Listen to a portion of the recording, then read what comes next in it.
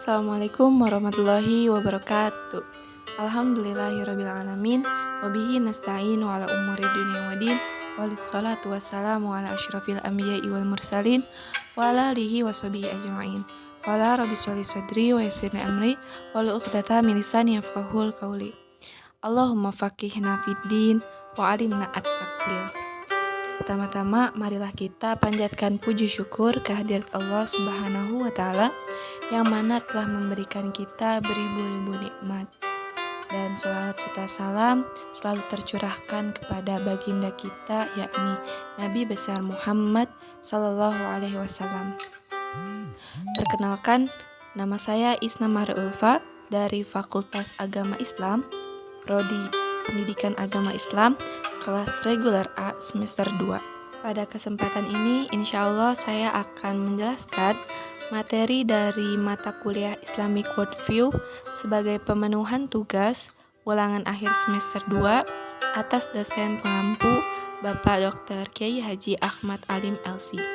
Adapun materi yang akan dibahas yaitu yang pertama tentang integrasi ilmu dan adab, yang kedua tentang konsep adab dan hidup mulia, yang ketiga tentang jiwa dan problematikanya, yang keempat tentang konsep alam seni dan kebudayaan, lalu yang kelima konsep bahagia dan sejahtera, yang keenam pilar kebangkitan umat Islam, materi yang ketujuh waspada diabolisme pemikiran, dan yang terakhir yang kedelapan tentang alam gaib dan kebangkitan.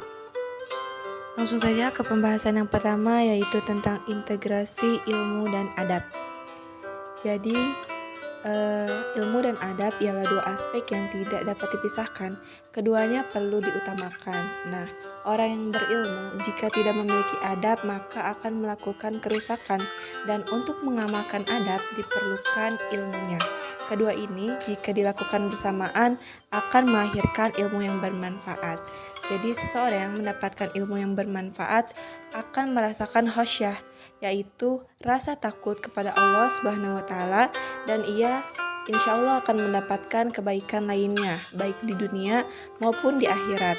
Nah, ilmu tanpa adab itu bagaikan pohon tanpa buah, yakni tidak memberikan manfaat.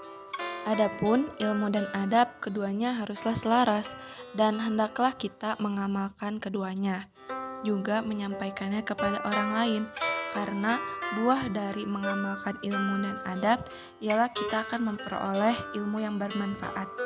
Adapun 3 langkah mendapatkan ilmu yang bermanfaat yaitu yang bisa kita lakukan mengamalkan dengan adab terhadap diri, adab terhadap guru, dan adab terhadap pelajarannya. Maksud dari adab terhadap dirinya yaitu menata niat lillahi ta'ala. Kita meluruskan niat kita semata-mata hanya karena pada Allah Subhanahu wa Ta'ala. Kemudian kita menjaga kesucian diri, menjauhkan diri dari perbuatan maksiat dan lain-lainnya. Kemudian adab terhadap guru. Di sini maksudnya seorang murid tidak boleh sombong, meninggikan suara, harus menghormati dan menghargai keberadaan guru. Dan adab terhadap pelajarannya adalah kita harus menjaga buku yang apabila di dalamnya terdapat ilmu-ilmu. Kemudian kita harus mengkaji ulang atau mereview kembali ilmu yang sudah kita pelajari agar tidak lupa. Dan hendaklah kita berdoa agar diberi ilmu yang bermanfaat. Kemudian yang kedua adalah konsep adab dan hidup mulia. Jadi kita sebagai salah satu ciptaan Allah Subhanahu wa Ta'ala yang sempurna, yaitu manusia, pasti diberi akal untuk berpikir. Nah, akal ini agar manusia dapat membedakan mana yang benar dan mana yang salah.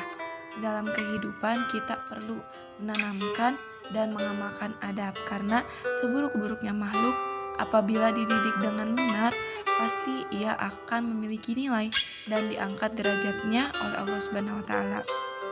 Dan ada juga konsep taklim dan takzim yang sangat perlu ditanamkan agar terjadi perbaikan adab manusia. Nah, di dalam prosesnya pasti diperlukan kesabaran dan perlu kita meniatkannya lillahi ta'ala. Nah, cara lain agar kita dapat menjadi lebih baik yaitu kita dengan memilih lingkungan yang positif positif. Dan banyak-banyaklah bergaul dengan orang yang soleh agar kita selalu termotivasi untuk menjadi lebih baik dan mendapatkan ilmu yang bermanfaat agar dapat kita amalkan, karena dengan mendapatkan ilmu yang bermanfaat kita akan menjadi manusia yang beradab dan dicintai Allah Subhanahu wa taala. Oleh karena itu, seorang pendidik memiliki peran penting untuk membentuk generasi selanjutnya. Lanjut materi yang ketiga, yaitu tentang jiwa dan problematikanya. Jadi perlu diketahui, penyakit kejiwaan itu disebabkan karena mengikuti hawa nafsu. Sesungguhnya jiwa dan hati manusia itu terganggu disebabkan karena perilakunya sendiri, yang mana ia gemar berbuat dosa dan melakukan maksiat. Hal ini membuat seseorang selalu merasa gelisah dan mudah depresi. Seseorang yang gemar bermaksiat dan enggan bertaubat, hatinya akan tertutup, bahkan sampai buta. Di hari kebangkitan nanti, seorang yang memiliki penyakit hati akan dibangkitkan dalam keadaan buta. Maka solusi untuk menyembuhkan penyakit hati adalah melakukan tazkiyatun nufus. Maksudnya adalah membersihkan atau mensucikan jiwa manusia itu. Nah, karena inti manusia itu terdapat dalam jiwanya. Apabila seseorang mengalami kerusakan, maka yang perlu diobati yaitu jiwanya terlebih dahulu. Dalam Quran surat Al-Jumu'ah ayat 2, bahwa Allah Subhanahu wa taala pun memerintahkan Rasulullah untuk mengajarkan umatnya melakukan tazkiyatun nufus untuk membersihkan dan mensucikan jiwanya atau hatinya. Lalu dijelaskan dalam salah satu surat dalam Al-Quran ciri-ciri manusia yang lalai. Yang pertama, ia selalu mengikuti syahwat atau hawa nafsunya. Yang kedua, ia selalu melakukan syubhat, yang mana mencampur adukan antara yang halal dan haram. Yang ketiga, ia selalu mengutamakan kepentingan dunia atau terlalu cinta dunia sehingga ia lupa akhirat. Kemudian mengutamakan kepentingan makhluk, maksudnya ia selalu ingin dipuji atau pamrih apabila telah melakukan kebaikan kepada orang lain. Dan yang ketiga, ciri manusia yang lalai disebabkan karena was-was setan atau bisikan setan. Lalu solusinya itu bagaimana? Yaitu yang bisa dilakukan dengan mengendalikan syahwat, tentunya dengan kesabaran dan pendirian yang kuat dalam menahan hawa nafsu dan melawannya. Kemudian kembali kepada Allah Subhanahu wa taala dan memohon agar selalu diberi istiqomah dalam melakukan kebaikan. Nah, yang dapat dilakukan lagi untuk mengobati jiwa atau hati manusia yaitu melakukan tazkiyatun nufus dengan membersihkan jiwanya dan kembali kepada Allah Subhanahu wa taala, berserah diri lagi kepada Allah Subhanahu wa taala sehingga menjadi muslim yang kafah. Materi selanjutnya yaitu tentang konsep alam seni dan kebudayaan. Jadi Allah Subhanahu wa taala menciptakan alam semesta ini dan merupakan salah satu tanda kebesaran Allah SWT yang mampu menciptakan alam semesta ini yang luas. Maka kita sebagai penghuninya diharuskan untuk memakmurkannya. Nah, alam sendiri terbagi menjadi beberapa klasifikasi. Yang pertama ada kosmologi. Kosmologi ini seperti benda mati, bebatuan, mineral, dan lain-lain. Dan yang kedua hayat, yaitu maksudnya tumbuhan, hewan, dan lain-lain. Dan yang ketiga rohaniyah, yang bersifat gaib atau tidak terlihat seperti malaikat, jin, dan lain-lain. Dan yang keempat sosial rohaniyah, yaitu kita manusia. Nah, Allah Subhanahu wa taala menciptakan akal kepada manusia. Salah satu tujuannya adalah agar dapat mengembangkan kebudayaan dan memakmurkan bumi. Nah, kebudayaan ini sendiri artinya adalah himpunan yang memiliki tujuan kesempurnaan untuk memakmurkan bumi, sehingga kebudayaan perlu dilestarikan dengan tentunya sesuai dengan syariat Islam. Nah, jangan sampai sebaliknya, yaitu malah nilai sekulerisme yang menurut perspektif barat yang mana hanya mengejar kebebasan tanpa ada ikatan Tuhan atau agama. Umat Islam sebagai khalifah di muka bumi ini berperan untuk menanamkan kebudayaan dengan nilai-nilai keislaman. Alam dan kebudayaan itu tidak bisa lepas dari seni ya.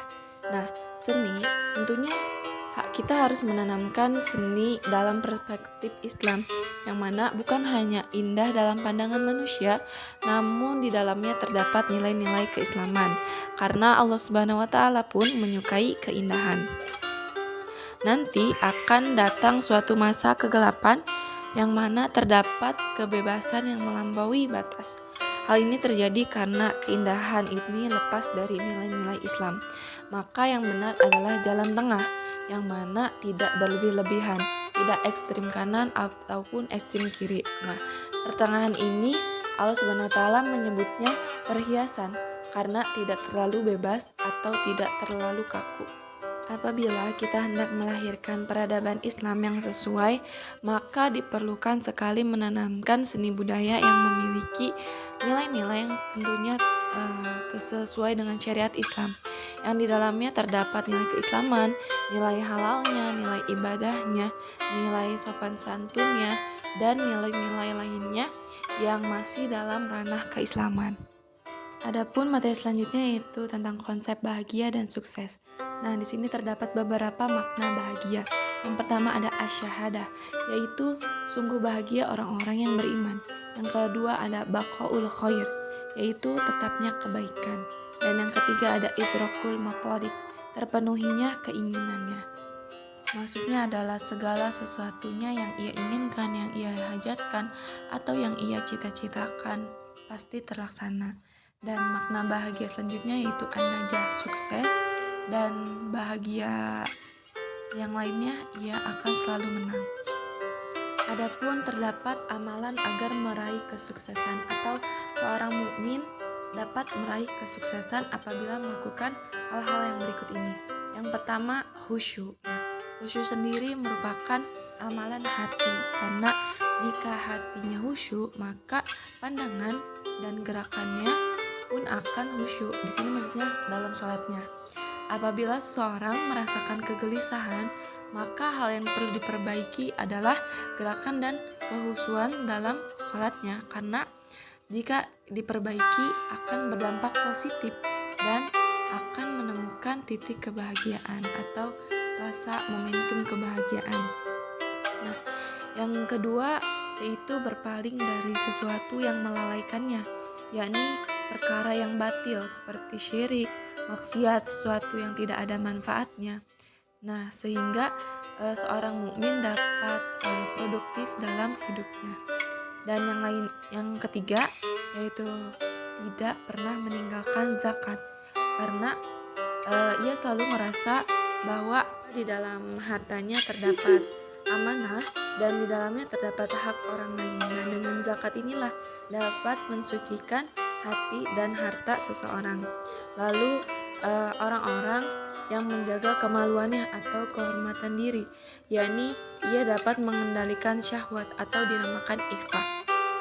Dan yang selanjutnya itu seseorang yang amanah dan ia selalu menepati janji. Hal ini dapat menghantarkan ia ke surga.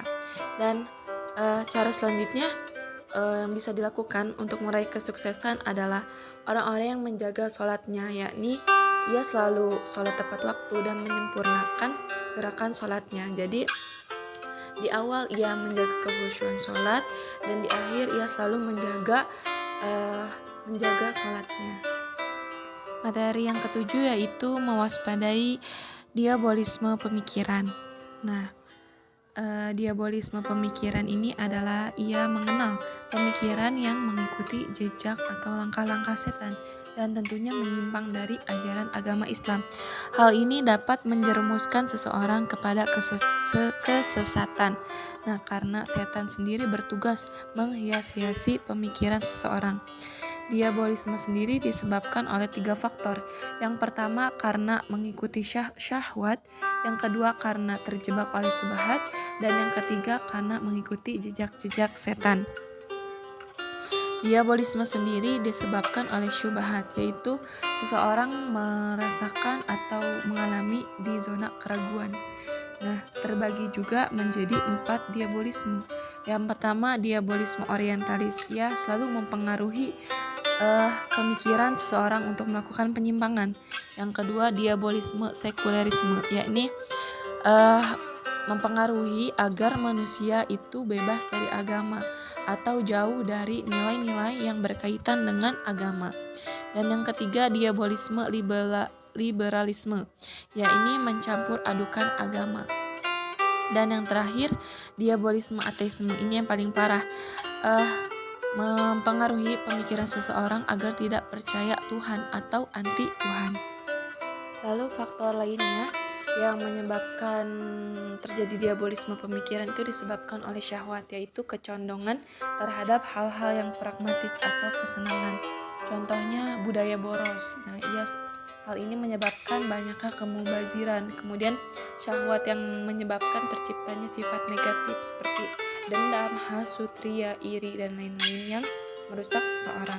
Kemudian ada mengikuti langkah-langkah setan dengan membisikkan rasa was-was yang membuat manusia tersesat dan terjerumus dalam perbuatan yang keji. Maka kita sebagai umat Islam, yaitu umat yang beriman, diperlukan antisipasi dengan cara berpedoman kepada syariat-syariat Islam dan selalu percaya bahwa hanya kepada Allah kita menyembah dan memohon, dan senantiasa berdoa kepada Allah agar terhindar dari was-was setan atau bisik-bisikan setan. Dan materi yang terakhir yaitu tentang alam goib dan kebangkitan. Nah, dalam Al-Quran disebutkan bahwa terdapat dua alam, yaitu ada alam goib dan alam syahadah. Alam goib yaitu alam yang tidak bisa kita lihat, namun kita harus meyakininya dan mengimani alam goib ini pun wajib, tentunya dengan jalan yang benar. Nah, adapun alam syahadah yaitu yang dapat kita lihat. Nah, buah dari iman kepada yang goib adalah untuk memotivasi kita agar selalu mengumpulkan bekal atau amal kebaikan sebanyak-banyaknya dan berusaha mengendalikan hawa nafsu, karena terdapat kehidupan akhirat setelah kehidupan di dunia ini. Jadi selama kita hidup di dunia ini, kita mengisinya dengan hal-hal yang bermanfaat, karena kita meyakini bahwa di dunia ini tidak sementara, melainkan ada akhirat, yaitu alam yang kekal. Pada suatu hari nanti terdapat hari kebangkitan, yang mana pada saat itu manusia dikembalikan lagi dalam wujud yang berbeda-beda. Nah, tergantung dari amal yang ia kerjakan selama di dunia. Orang yang beriman akan dibangkitkan dalam keadaan bahagia. Kemudian terdapat juga peristiwa di padang mahsyar, yang mana ditampakkan seluruh amal perbuatan kita selama di dunia, dan yang menjadi saksinya yaitu seluruh anggota tubuh kita kecuali mulut. Nanti juga akan ada hari di mana hari pertanggungjawaban. Kita akan ditanyai dan dimintai pertanggungjawaban kita selama hidup di dunia ini. Lalu kita akan dihisap dan dihitung seluruh amalan kita selama di dunia ini, dari hal yang terkecil walaupun itu sekecil atom, semuanya akan dinilai, akan dihitung oleh Allah Subhanahu wa taala dan akan dimintai pertanggungjawabannya. Adapun sesungguhnya tempat tinggal yang abadi manusia itu bukan dunia ini, melainkan nanti titik akhir, yaitu antara surga dan neraka. Nah, Rasulullah SAW mengingatkan bahwa neraka itu dikelilingi oleh syahwat dunia atau kesenangan. Dan jika untuk meraih surga tentunya perlu membutuhkan perjuangan dan banyak sekali rintangannya. Nah, di sini Allah Subhanahu wa taala memerintahkan kita untuk berlomba-lomba dalam kebaikan agar meraih surga. Nah, di sini jadi pada intinya dikembalikan kepada si manusianya itu sendiri. Ia akan melakukan suatu kebaikan di dunianya agar nanti di akhirat mendapatkan surga, atau ia lupa atau terlalu cinta terhadap dunia sehingga di akhirat nanti ia malah mendapatkan siksaan atau na'udzubillahi min zaliknya, ia akan dimasukkan ke dalam neraka. Nah, kita sebagai umat Islam tentunya harus merasa bersyukur karena telah dilahirkan langsung dalam keadaan Islam. Nah, hal ini perlu disyukuri. Nah, bagaimana cara mensyukurinya? Yaitu dengan kita selalu melaksanakan ibadah kepada Allah Subhanahu wa taala. Nah, ibadah sendiri bukan hanya sholat. Nah, banyak ibadah-ibadah lainnya yang dapat kita lakukan selama di dunia ini, yaitu membantu orang lain, bersedekah, kemudian membaca Al-Quran, dan masih banyak hal-hal positif lainnya yang bisa kita lakukan di dunia ini agar kelak kita mendapatkan surganya Allah Subhanahu wa taala. Amin amin rabbal alamin. Mungkin sampai sinilah materi yang bisa saya sampaikan. Saya ucapkan terima kasih, dan sesungguhnya apabila terjadi kesalahan atau kekurangan itu tentunya terdapat dari kesalahan diri saya sendiri, dan apabila ada kelebihan itu semata-mata karena Allah Subhanahu wa taala. Nah, mudah-mudahan kita semua mendapatkan ilmu yang bermanfaat. Nah, di sini ada quotes terakhir yang bisa disampaikan bahwa Ibnu Qayyim rahimahullah pernah berkata, umur itu ditentukan oleh akhirnya dan amal itu ditentukan oleh penutupnya. Dan siapa yang berbuat buruk di akhir umurnya, maka dia akan berjumpa Rabbnya dengan bentuk seperti itu. Maka marilah kita sama-sama mengumpulkan bekal kebaikan sebanyak-banyaknya agar kita dapat bertemu dengan Rabb kita dalam keadaan yang baik juga. Mungkin demikian yang dapat saya sampaikan. Wabillahi taufiq wal hidayah. Wassalamualaikum warahmatullahi wabarakatuh.